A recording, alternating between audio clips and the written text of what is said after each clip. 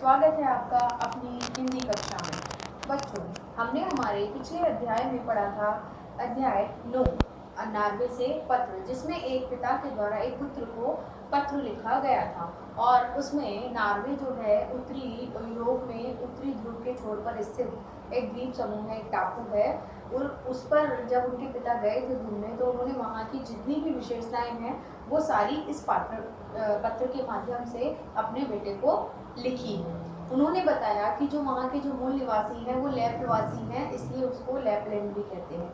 और वहाँ पर एक विशेष जो सबसे महत्वपूर्ण बात है वो ये है कि वहाँ पर 6 महीने का दिन और 6 महीने की रात होती है। वहाँ पर जबरीले कुत्ते पाले जाते हैं और रेंडियर नाम का एक जानवर जो 12 सिंगे के समान होता है वो वहाँ का पालतू पशु है। पहले वो झुंड में दिखाई देते थे, लेकिन अब उनके रहने की व्यवस्था एक बाड़ी के रूप में कर दी जाती है। वहाँ के लोग जब 6 दिन और 6 महीने रात होता है तो वे अपना काम घड़ी के अनुसार करते हैं। घड़ी में अगर 6 बज गए तो वो उठ जाते हैं, 10 बजे दफ्तर जाते हैं और 4 बजे संध्या को लौट आते हैं। वे कहते हैं कि उनका जाना आगे नहीं हुआ, जबकि वो दक्षिणी ध्रुव पर भी जाना चाहते थे, जहाँ पर नार्वे के पास एक जगह है फिनमार्क। तो वहाँ पर सफ़ेद रीछ भी पाए जाते हैं। समय की कमी के कारण उनके पिता वहाँ नहीं जा पाए, लेकिन फिर भी उनकी इच्छा थी कि वो वहाँ जाते तो सफ़ेद रीछ की फ़ोटो भी खींचकर अपने बेटे के लिए लेकर आते। उन्होंने वहाँ की जो वासी है उत्तरी ध्रुव के जो बर्फ़ में मकानों में पहले रहते थे, अब उन्होंने कहा कि अब वहाँ बर्फ़ के नहीं बल्कि काठ के मकान बनाए जाते हैं। और वहाँ के लोग बहुत हंसमुख होते हैं, गोल मटोल होते हैं, गोरे होते हैं और हमेशा रंग बिरंगे कपड़े पहनते हैं। तो इस तरह से बच्चों उस जो पिता हैं अंकित के, उन्होंने वहाँ की सारी विशेषताएं एक पत्र के माध्यम से अपने पुत्र को बताई हैं।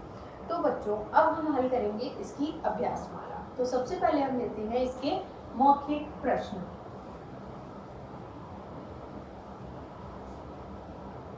मौखिक प्रश्न जिसमें हमसे पहला पूछा गया है, जो प्रश्न पूछा गया है वो है कि एस्किमो जो होते हैं, आपने सुना होगा कि एस्किमो किसे कहते हैं।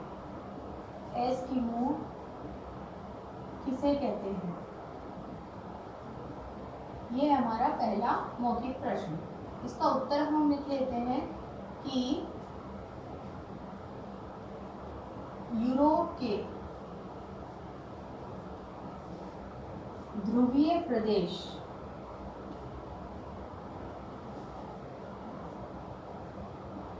जहाँ के लोग बर्फ के घरों में रहते हैं, बर्फ के घरों में रहते हैं, उन लोगों को रूस में एस्किमो कहते हैं। एस्किमो कहते हैं। तो ये हो गया हमारा पहला उत्तर कंप्लीट। अब हम लेते हैं हमारा दूसरा प्रश्न। दूसरा प्रश्न पूछा गया है कि जो रेंडियर हैं, रेंडियर क्या होता है वो मैंने आपको पत्र समझाया था, तब भी मैंने आपको बोला कि जो रेंडियर है वो एक 12 सिंगा जो होता है उसके समान, 12 सिंगा रेंड के समान एक जानवर होता है जो कि बर्फ में ही पाया जाता है। तो रेंडियर जो जानवर है उनके लिए पूछा गया है कि वो लोगों के किस काम आते हैं।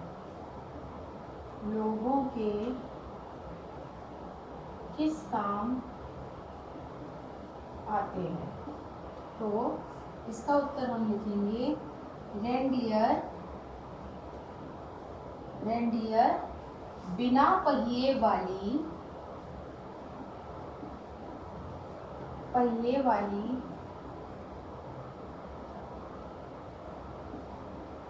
स्लेज गाड़ियों को खींचने का काम करते हैं।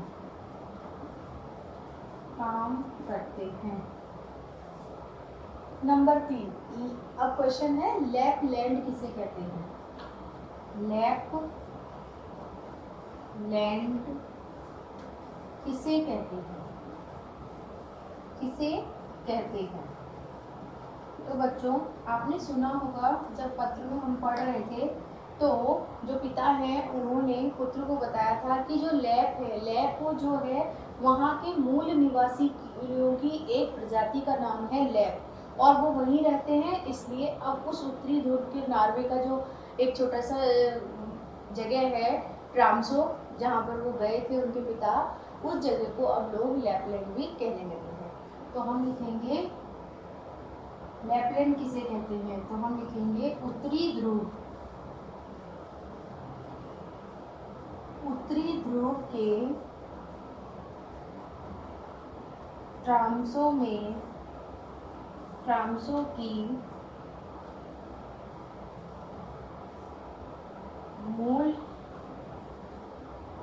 ट्राम्सो के मूल निवासियों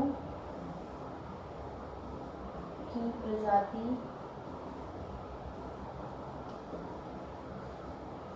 लैप है, इसलिए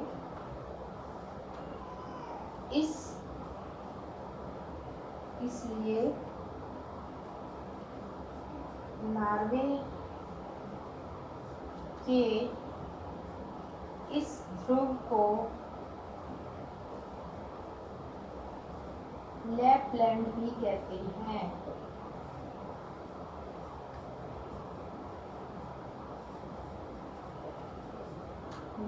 कहते हैं। तो इस तरीके से हमने हमारे जो मौखिक प्रश्न है वो हल कर लिए।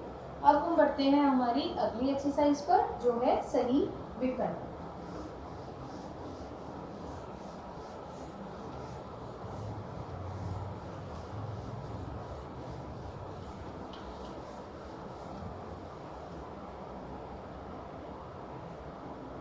सही विकल्प, सही विकल्प चुनिए। तो इसमें जो हमारा पहला प्रश्न हमसे पूछा गया बच्चों, वो ये है कि बर्फ के घरों में रहते हैं, बर्फ के घरों में रहते हैं। अब हमसे ये प्रश्न पूछा गया है और इसके हमें 3 जो है विकल्प दिए गए हैं। एस्किमो बोलते हैं, पशु बोलते हैं या पक्षी बोलते हैं। तो इसमें हमारा जो फर्स्ट ऑप्शन है एस्किमो, जो कि हमने अभी मौखिक प्रश्न में किया है कि बर्फ के घरों में रहने वाले लोगों को एस्किमो कहा जाता है। तो इसमें भी एस्किमो जो है वो हमारा सही उत्तर है। अब हम लेते हैं हमारा दूसरा, लैप के जो आदिवासी हैं उनके बारे में पूछा गया है कि लैप आदिवासी स्वभाव के कैसे होते हैं, ये हमारा प्रश्न है। और इसमें जो हमारे विकल्प दिए गए हैं वो दिए गए हैं कि वो बहुत मूर्ख होते हैं, बहुत हंसमुख होते हैं या फिर पागल होते हैं। तो इसमें हमारा दूसरा ऑप्शन सही है कि जो लैपवासी हैं वो बहुत हंसमुख होते हैं, ये हमारा ऑप्शन सही है। अब हम लेते हैं हमारा तीसरा प्रश्न। सही विकल्प में तीसरा प्रश्न हमसे पूछा गया है कि नॉर्वे के ध्रुव प्रदेश के अंतिम छोर पर है, नॉर्वे जो है, नॉर्वे का जो ध्रुव प्रदेश है जहाँ पर अंकित के पिता घूमने गए थे, नॉर्वे के ध्रुव के अंतिम छोर पर क्या है, अंतिम छोर पर है। तो इसके बारे में उनके पिता ने अंतिम पंक्तियों में कहा है, वो जब पत्र खत्म करने की बात कर रहे थे तो उन्होंने जिक्र किया था कि अब वे कल कहाँ जाने वाले हैं, नॉर्वे के ध्रुव के अंतिम छोर पर जाने वाले हैं, जहाँ पर कौन सा प्रदेश है, फिनमार्क। तो हमारा इसमें जो तीसरा ऑप्शन दिया गया है फिनमार्क, वो हमारा सही उत्तर है, फिनमार्क। तो इस तरीके से हमने हमारी सेकंड एक्सरसाइज भी कंप्लीट कर ली। अब हम बढ़ते हैं हमारे अगली एक्सरसाइज की तरफ। तो हमारी अगली एक्सरसाइज है रिक्त स्थान, रिक्त स्थान भरिए, रिक्त स्थान भरिए। इसमें हमसे पहले डैश बहुत बड़ा था, बहुत बड़ा था।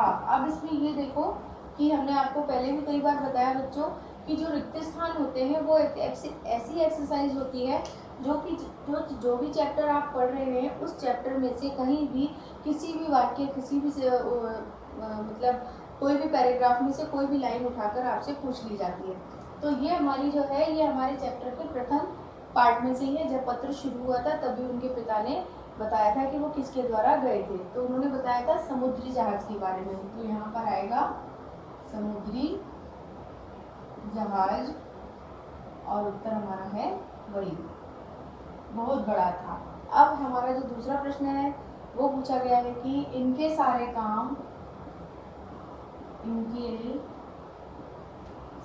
काम डैश के अनुसार होते हैं, के अनुसार होते हैं। अब किसके अनुसार होते हैं, वहां पर बच्चों ये लाइन ली गई है उस जगह से जहां पर उन्होंने लिखा था कि वहां पर 6 महीने का दिन और 6 महीने की रात होती है। तो तुम सोच रहे होंगे कि वहाँ वो लोग काम कैसे करते हैं, क्या 6 महीने सोते ही रहते हैं और 6 महीने जागते ही रहते हैं, सोते ही नहीं है। तब उनके पिता ने उसके जवाब में ये लिखा है कि नहीं, इनके सारे काम किसके अनुसार होते हैं, घड़ी के अनुसार। तो इसलिए हमारा ये हो गया फिलिप्स। अब है हमारा तीसरा रिक्त स्थान जो हमसे पूछा गया है कि चारों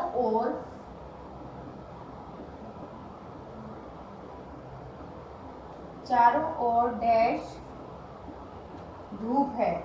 इसके बारे में भी पिताजी जो है उन्होंने कहा था कि जब धूप है वो बर्फ पर पड़ती है तो धूप हमेशा कैसी रहती है, वो भी गर्म नहीं होती बल्कि ठंडी धूप होती है और कैसी होती है, वो पीली पीली। तो यहाँ पर हमारा फिलिप्स भरा जाएगा, पीली पीली धूप है। नंबर 4 हमारा रिक्त स्थान पूछा गया है कि लैप जो लोग बड़े ही कैसे होते हैं, कैसे कपड़े पहनते हैं। तो हमारा फिलिप्स है लैप लोग बड़े ही पहनते हैं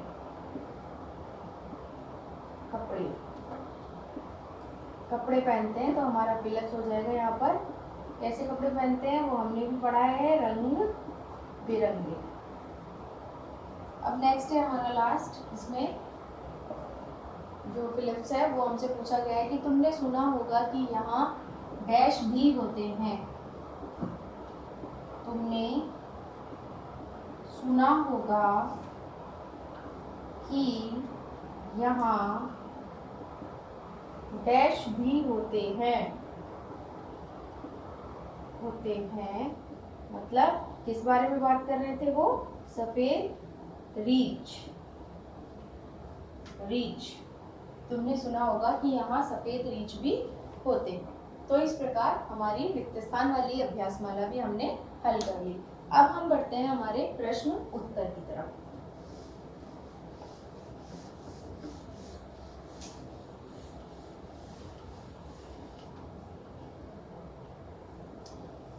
तो पहला जो हमारा प्रश्न है वो हमसे पूछा गया है कि लेखक ने ट्राम्सो तक की यात्रा जो है वो किस प्रकार की थी और कौन कौन उनके साथ था। तो हम पहले प्रश्न लिख लेते हैं। लेखक ने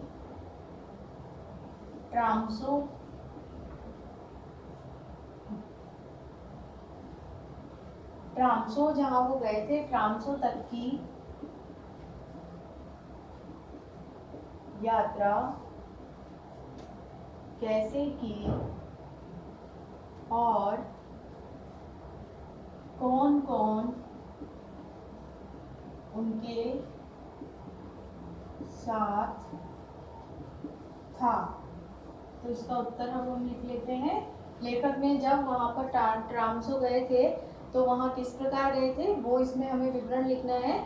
तो उसके लिए हम लिखते हैं कि लेखक ने ट्राम्सो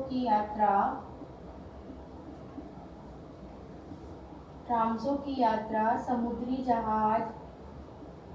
समुद्री जहाज से की और उनके साथ जो है कुछ कौन थे, जर्मन, कुछ जर्मन थे, कुछ अंग्रेज थे,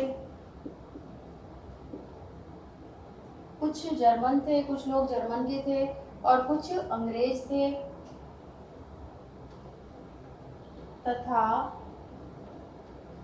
फ्रांस व अमेरिका के लोग भी थे। तो ये हमारा उत्तर कंप्लीट हो गया, क्योंकि उन्होंने लिखा है, यही हमसे पूछा गया है कि उन्होंने यात्रा कैसे की, तो वो है कि उन्होंने समुद्री जहाज से की। और उनके साथ कौन था, तो उनके साथ भी उन्होंने लिखा है कि कुछ जर्मन थे, कुछ अंग्रेज थे तथा फ्रांस व अमेरिका के लोग भी थे, परंतु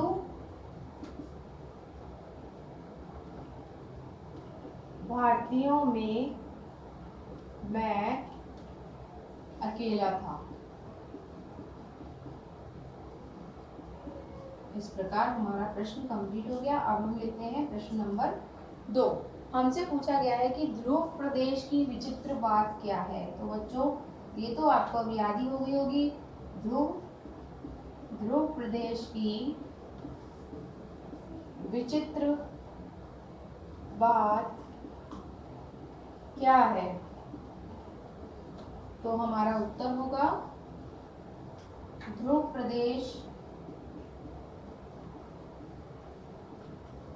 प्रदेश की विचित्र बात है कि यहाँ 6 महीने का दिन और 6 महीने की रात होती है। इस तरह हमारा दूसरा उत्तर भी हमने कंप्लीट कर लिया। अब जो हमारा तीसरा प्रश्न है बच्चों, वो हमसे पूछा गया है कि जो ध्रुव प्रदेश के जो लोग हैं, दिन रात का कैसे पता चलता है और वे अपना काम किस प्रकार करते हैं। तो हम लिख लेते हैं, ध्रुव प्रदेश के लोगों को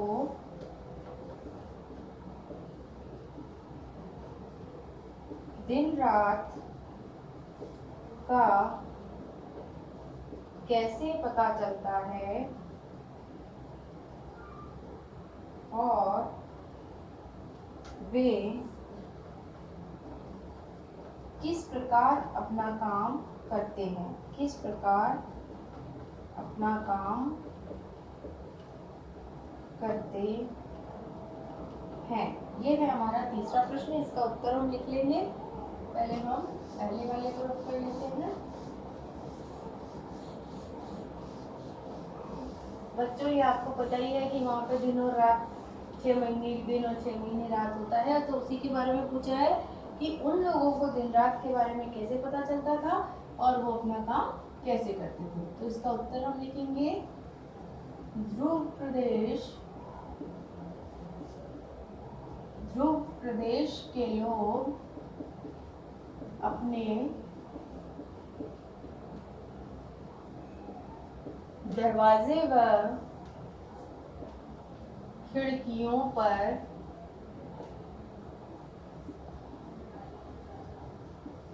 दुहरे तिहरे पर्दे डालकर रखते हैं, जिससे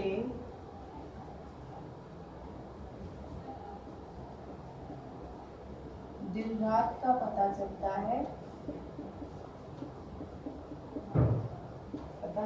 है और घड़ी के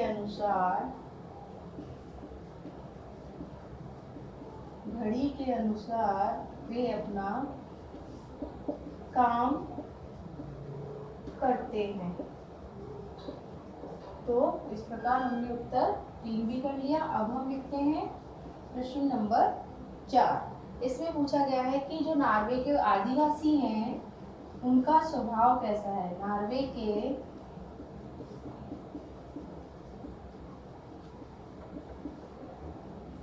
आदिवासियों का स्वभाव कैसा है।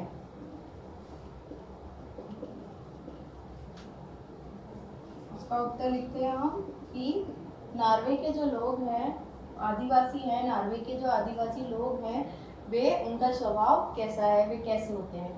तो उसके बारे में हम लिख सकते हैं कि जो यहाँ के जो लोग होते हैं वे हमेशा, नॉर्वे के आदिवासियों का स्वभाव कैसा है। तो इसमें हमसे एक ही प्रश्न पूछा गया है तो हम एक ही का उत्तर देंगे। नॉर्वे के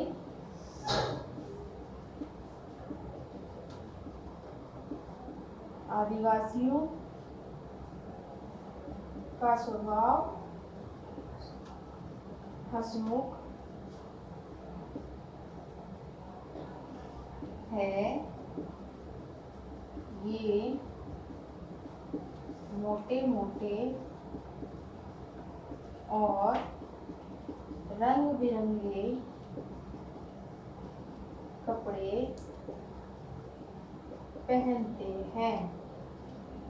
तो इस तरीके से हमने हमारी एक्सरसाइज सारी हल कर ली। तो बच्चों आपको समझ में आया होगा और आपको इसमें कोई परेशानी नहीं हुई होगी, क्योंकि आपने अगर पत्र को अच्छे से समझा था। तो ये मैंने आपको पहले भी कहा है कि अगर हम किसी अध्याय को ध्यान से पढ़ें तो हम उसकी अभ्यासमाला को आराम से हल कर सकते हैं। तो इस तरीके से बच्चों ये हमारा जो पत्र है ये कंप्लीट हो गया, इसकी अभ्यासमाला भी हमने कंप्लीट कर ली है। और उम्मीद है कि आपको भी नॉर्वे के इस छोटे से उत्तरी ध्रुव के जो छोटा सा ध्रुव प्रदेश है ट्रामसो, उसके बारे में बहुत सारी रुचिकर जानकारियाँ मिल गई होंगी। इन्हें आप कहीं भी अपनी उसमें डायरी में लिख सकते हैं, ताकि अगर आपको कभी इसके बारे में कोई पूछे तो आप बता सकते हो कि नॉर्वे का जो है वो वहाँ की विशेषता क्या है, वहाँ पे कौन सा जो पशु है वो पालतू पशु के रूप में पाला जाता है, वहाँ की जलवायु कैसी है, वहाँ के लोग कैसे हैं, वहाँ का रहन सहन कैसा है, और वहाँ पर सामान लाने ले जाने के लिए जो गाड़ियाँ खींची जाती हैं बिना पहिए वाली स्लेज गाड़ियाँ, उनको खींचने का काम कौन करता है, वहाँ का मौसम कैसा रहता है, और वहाँ का खान पान कैसा है, वहाँ की जलवायु कैसी है। तो इस तरीके से हमारा ये पाठ यही खत्म होता है। आज की कक्षा को हम यही विराम देते हैं। अगली कक्षा में हम फिर मिलेंगे, तब तक के लिए नमस्कार बच्चों।